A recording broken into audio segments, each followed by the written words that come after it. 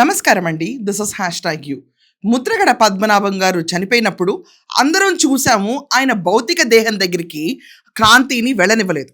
ఇది కాకుండా అక్కడ అందరం చూస్తానే ఉన్నాం. క్లియర్‌గా ప్రభుత్వ లాంఛనాలతో పంపించాలనుకుంటే దాన్ని కూడా అడ్డుకున్నారు. పోలీస్ వాళ్ళు వాళ్ళ కర్తవ్యం, వాళ్ళ విధి వాళ్ళు నిర్వహించి వెళ్ళిపోయారు.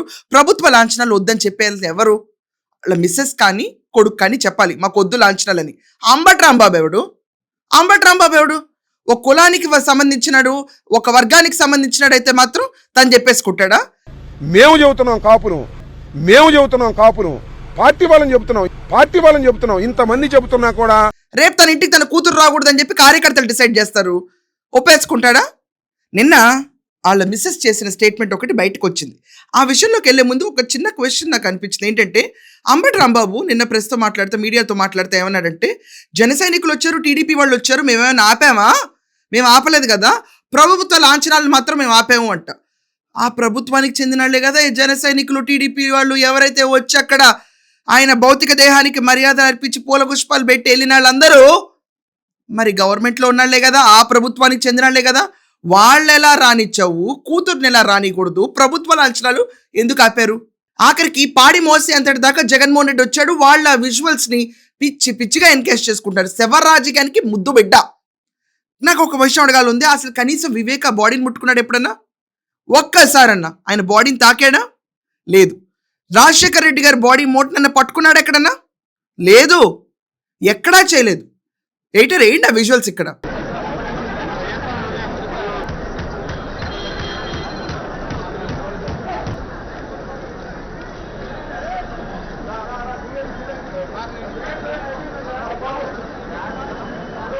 ఒక్కసారి కూడా దగ్గరికి వెళ్ళా, దూరం నుంచి ఉంటాడు అంతే అన్ని విషయాల్లో. కానీ ఇక్కడ రాజకీయం కోసం ఏకంగా పాడి మోస్తాడు, కాపు ఓట్ల కోసం.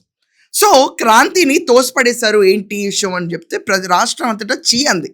వైకాపా దుర్మార్గులు చేసిన విపరీత చేష్టకి రాష్ట్రం అంతా చీ అంది.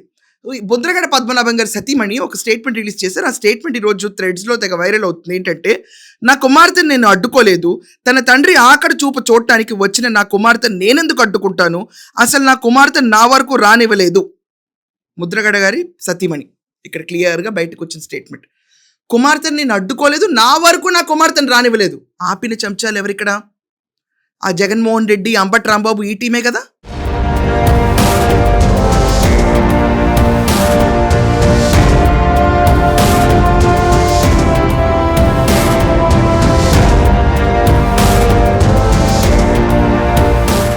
వీళ్లే కదా చెలరేగిపోయి ఇష్టం వచ్చినట్టు కాపు ఓట్లన్నీ తీసుకోవాలనుకున్నారు.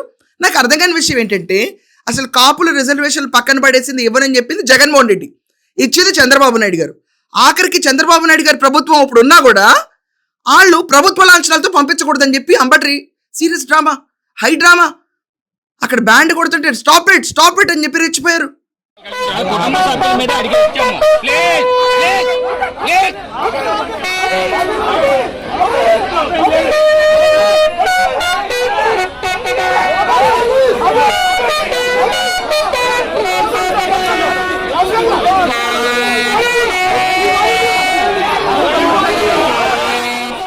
ఏంటి వికృతి చేష్ట? ఆఖరికి కూతుర్ని తల్లి దగ్గర కూడా వెళ్ళనివ్వాల, కూతుర్ని తండ్రి శవం దగ్గరికి వెళ్ళినా కూడా ముట్టుకోనివ్వాల. రోడ్డు మీద ఆ పిల్ల బోర్మని ఏడుస్తున్నా ఒక్కళ్ళ హృదయం కదల్లా. రాజకీయం అంటే ఇంత నీచంగా ఉంటుంది. ఈరోజు ఈవిడ బయట చెప్పింది మాట. రేపు ఇంకెన్ని విషయాలు బయటకు వస్తే ఈ శవ రాజకీయం ఎంతగా ఎండితే అసలు వీళ్ళకున్న పరువు ఏమన్నా ఉందా? దీనిపైనే అంబటి పైన కేసు పెట్టాడు. అంబటి ఏమంటాడు, రోజు అన్నం తిన్నట్టు తింటున్న కేసులు నేను అంట. ఈ మాట చెప్పే ముందు కొంచెం ఆలోచించుకోకర్లా. అక్కడ రాజకీయం చనిపోయిన బాడీ పైన కూడా చేస్తున్నారు. వాళ్ళ కుటుంబాలు మీ గురించి ఏమనుకుంటాయి? ఈరోజు బయటకు వచ్చి వాళ్ళు ఆవిడ మాట్లాడుతున్నారు, రేపు వాళ్ళ కొడుకు మాట్లాడతాడు. అసలు మీ పరువు అనేది ఏమన్నా ఉందా? ఇలా ఉంటాయండి ఇలా కుల మత రాజకీయాల్లో. ఎవరిని పడితే ఇష్టం వచ్చినట్టు వాడుకోవడం. ఇలా చూస్తుంటే నేను మొన్నటి దాకా ఏం కన్వే చేశారు అంబటి రాంబాబు? వాళ్ళ మదరే వద్దన్నారు, వాళ్ళ నాన్న రావద్దన్నాడు. ముద్రగడ పద్మనాభం గారు తన కూతురు వస్తే చూపించొద్దు అని అన్నారు, చనిపోయారు, దట్స్ ఓకే. మరి సతీమణి కూడా ఒప్పుకోలేదు. నాకు అది బాధేసింది. సతీమణి కూడా తన కన్న కూతురు తండ్రి దగ్గరికి వస్తుంటే నో ఎంట్రీ అని గర్జించింది. మరి అది వాళ్ళు ఎంత ఫీల్ అయ్యారో ఏంటో మనకు తెలియదు.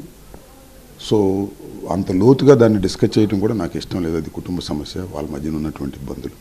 అరే బొచ్చుడు అనుకుంటారయ్యా, బొచ్చుడు అనుకుంటారు. కానీ అక్కడ మదర్ వద్దని చెప్పకపోయినా వాళ్ళ మదర్ స్టేట్మెంట్ వీళ్ళే ఇస్తారు. వాళ్ళ ఫ్యామిలీ ప్రభుత్వ నచ్చడాలు వాళ్ళ ఫ్యామిలీ కూడా కాదని లేదండి, వీళ్ళు కాదని చెప్పేస్తారు. మీరెవరు ఓన్ చేసుకోవడానికి? ఆయన పోరాటం చేసిన కాపు రిజర్వేషన్ ఏమైనా ఇచ్చాడా Jaganmohan Reddy? Utter failure candidate శవ రాజకీయం చేయడానికి ముందుకు వచ్చాడు. దీనివల్ల కాపు ఓట్లు వెళ్ళిపోతాయా? గుత్తగంప కింద, గంపగుత్తి కింద టీడీపీకి పడతాయి. ఇలాంటి చేష్టలు శవ రాజకీయాలు మానుకోకపోతే వైసీపీకి ఎగ్జిస్టెన్స్ అనేది ఉండదు.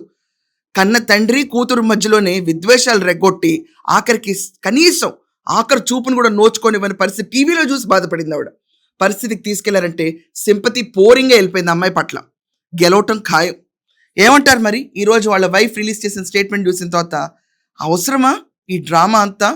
ఇది వైసీపీ డ్రామాకి ఎక్కడైనా ఎండ్ కార్డ్ పడుతుందా, లేకపోతే ఇలా కంటిన్యూ అవుతుందా? దీనిపైన మీ ఒపీనియన్స్ రాయండి. That's all for now. Thank you.